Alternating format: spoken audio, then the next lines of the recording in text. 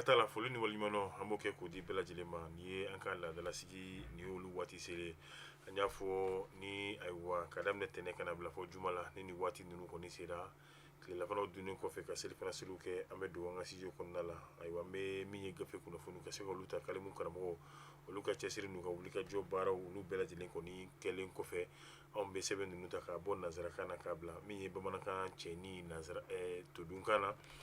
min b'a to bɛɛ lajɛlen bɛ se ka kɛ kunnafoni sɔrɔba ye kɔni ye cogoya min na o cɛsiri n'o baara o de bɛ an bolo bi ko kura tuguni ka maliden cɛman ni musoman ka bɛɛ lajɛlen fo ka bɛɛ lajɛlen waleɲuman kɛrɛnkɛrɛnnenya la an bɛ taa foli ka ɲɛsin n'o ye Mamadu Mpa Senpara honorable k'a fo ka waleɲuman ayiwa min bɛ tali kɛ ayiwa ka dukɔnɔmaa bɛɛ lajɛlen na k'o bɛɛ lajɛlen fo i b'a fɔ an b'a fɔ cogoya min na an ka laada la i mana cɛba ye yɔrɔ yɔrɔ la a ka diya ayiwa musoba dɔ de kɔni o fɛnɛ bɛ yen nɔ ayiwa min bɛ tali kɛ Sarangusi Saran na k'a fo ka waleɲuman ka bɔ yen Kalilu Senpara Universal Media ale ni a ka tulu min n'o ye Super GT ayiwa k'a k'i ka motɛri kɔnɔ ka kana kɔrɔfɔ maa ɲɛna Super GT ayiwa n'i y'ale k'i ka motɛri kɔnɔ ka ban n'i ka moto ka tigɛtigɛli banbali caman ni kɔni bɛna k'o nɔgɔyalen i b'a ye k'a fɔ sisi jugu min yɛrɛ kɔni bɛ tugu e fɛnɛ kɔ i ka motɛri la ayi ko nin t'o fɛnɛ bannen wa Super GT ka bɔ min ye ayiwa dilayɔrɔ de kɔni na k'a kɛ bara kɔnɔ a lasagolen ɲuman ka na kɛ fɔ a ka motɛri yɛrɛ kɔni kɔnɔna la min tɛ gɛlɛya foyi lase a ka motɛri yɛrɛ kɔni ma o de ye Super GT ka b'o la an bɛ don an ka mairie kɔnɔ an ka mairie kɔnɔna la maire la mairie ale bɛ yen nɔ ayiwa maire la fabriki ni o ye Umaru Togo an bɛ a fɔ ka waleɲuman dɔn a ka hakilijɔlenya a ka commune ye ani ayiwa min ye a ka sigidaw ye olu bɛɛ lajɛlen kɔni ye ka don an ka impôt fɛnɛ kɔnɔ an ka musobaw minnu bɛ yen nɔ olu tɔgɔ la madame Ba Fanta Sise a kɛtɔ b'a la madame Ba Fanta Sise k'a fo fo ka taa se madame Sidibe Fatumata Bagaga k'u fo ka mairie kɔnɔ impôt kɔnɔmɔgɔw bɛɛ lajɛlen yɛrɛ kɔni fo ninnu tɔgɔ la an tɛna ko bila dagirinda la an bɛ taa sugu la ka na ka sɔrɔ ka an ka gafew k'olu ta kelen kelen.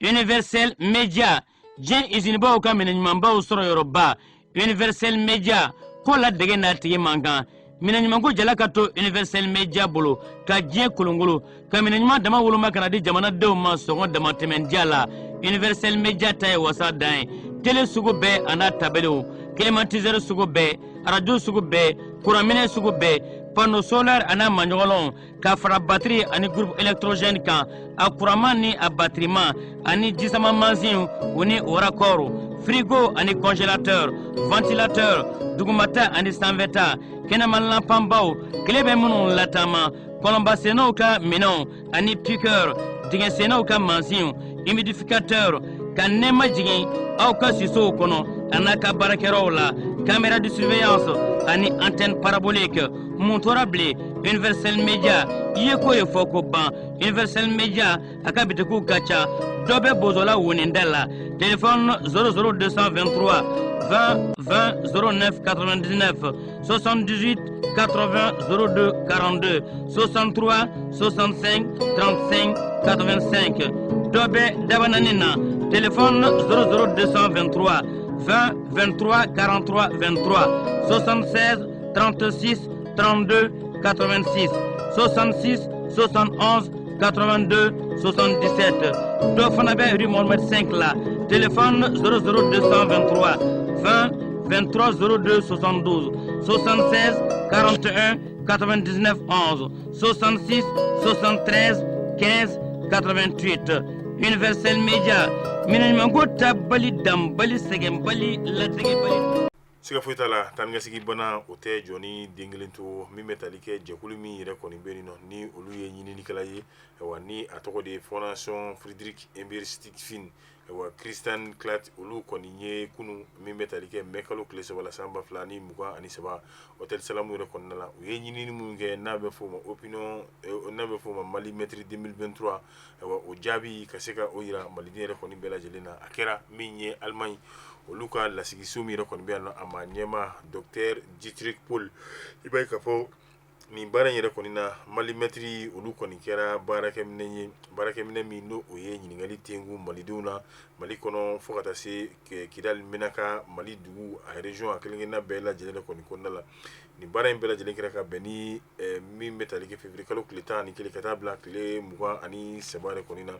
i b'a ye k'a fɔ an y'a fɔ cogoya min na a kɛra bamakɔ fo ka taa se an ka region yɛrɛ kɔni bɛɛ lajɛlen kɔni ma wa ɲinini a kɛra min ye kumakan min ni hakilina minnu yɛrɛ de kɔni kan o de ye transition min n'an b'a la bi mali yɛrɛ kɔni kɔnɔ i b'a ye k'a fɔ ayiwa baaraba minnu ni olu yɛrɛ kɔni kan ka u ɲɛsin olu yɛrɛ kɔni ma ayiwa o ni o bɛ tali kɛ basigi ale ni lakana o fana sabatili fo ka taa se tɛgɛdi ɲɔgɔnma yɛrɛ kɔni ma ayiwa ani ka kalafili k'o baaraw k'olu yɛrɛ kɔni bɛɛ lajɛlen labɛn i b'a ye mali mɛtiri 2023 a ka ɲininkali olu baaraw senfɛ kalo 12 min ni o yɛrɛ kɔni tɛmɛra a b'a yira k'a fɔ bi an bɛ waati min na ayiwa mali a gɛlɛya a bɛ ka duga dɔɔni ayiwa i b'a ye k'a fɔ n'i ye maliden yɛrɛ kɔni ta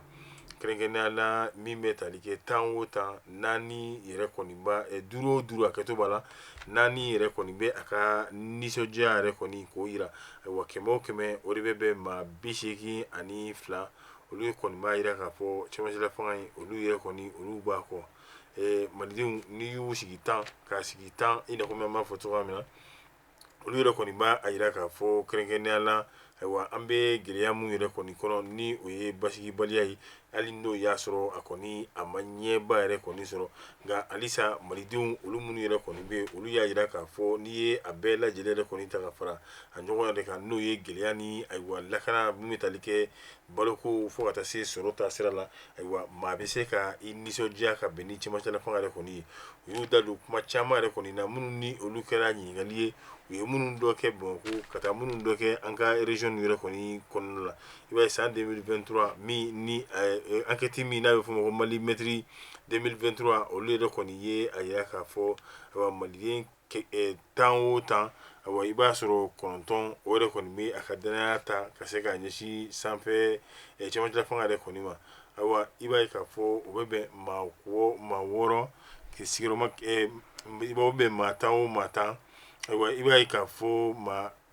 10 o maa 10 maa 6 olu b'u ka danaya ka se ka ko kura mali kan tuguni kɛrɛnkɛrɛnnenya la u ni irisi jamana olu yɛrɛ kɔni bɛ tɛgɛ di ɲɔgɔnma min yɛrɛ kɔni na n'i ye nin laɲini bɛɛ lajɛlen ta k'a fara ɲɔgɔn kan ka don mali kɔnɔ fo ka taa se an ka dugubaw olu kelen-kelenna bɛɛ lajɛlen ma i b'a ye nin cakɛda min ni ale yɛrɛ kɔni tɔgɔ ye Frédéric Ebert Christian Clat ale kɔni ka ɲininiw ni a tɔgɔ yɛrɛ kɔni kɛra kɛrɛnkɛrɛnnenya la ayiwa ka bɛn ni mali mɛtiri 2023 ye ayiwa misali caman min yɛrɛ kɔni b'a kɔnɔ o b'a yira k'a fɔ maliden caman yɛrɛ kɔni bɛ ka i disi gosi ni jamana ɲɛmaa ye ni cɛmancɛ fanga yɛrɛ kɔni ye n'o o ye Asimi Goyita a ka ja min bɛ tali kɛ cɛmancɛla fanga a wasabulon a kɔnɔmaa bɛɛ lajɛlen kɔni disi kɔni bɛ ka gosi n'olu ye bari ka d'a kan olu nisɔndiyara kabi don min na transition yɛrɛ kɔni nana mali yɛrɛ kɔni kunna a kɛra kunnawolo ye maliden caman bolo parce que ale sɛbɛnna ayiwa min bɛ tali kɛ Yusuf Konate ale yɛrɛ kɔni fɛ an ye min bɔ soir de Bamako kɔnɔna la ka bɔ soir de Bamako la an bɛna indépendant la indépendant kabini kunun ye i b'a ye k'a fɔ ninnu tun bɛ tali kɛ kunnafonidilaw ayiwa a bɛ fɔ min ma ko journée internationale de la liberté de presse ayiwa o min ni o yɛrɛ kɔni kun bɛ senna kunun o ɲɛnɛmayara mali yɛrɛ kɔni kɔnɔ kɛrɛnkɛrɛnnenya la an ka kunnafonidilaw olu yɛrɛ kɔni fɛ min ni a kɛra kɛrɛnkɛrɛnnenya la an ka kunnafonidisoba ale yɛrɛ kɔni kɔnɔna la maa caman olu yɛrɛ kɔni tun bɛ kɛnɛ kan fo ka taa se min ye kunnafonidisoba min yɛrɛ kɔni bɛ a maa ɲɛma ayiwa bɛɛ lajɛlen ka se Reporters sans frontières ma ayiwa ni u bɛ tali kɛ association dɔ fana minnu ni olu ye Burukina bɛ fo ka taa se association des professionnels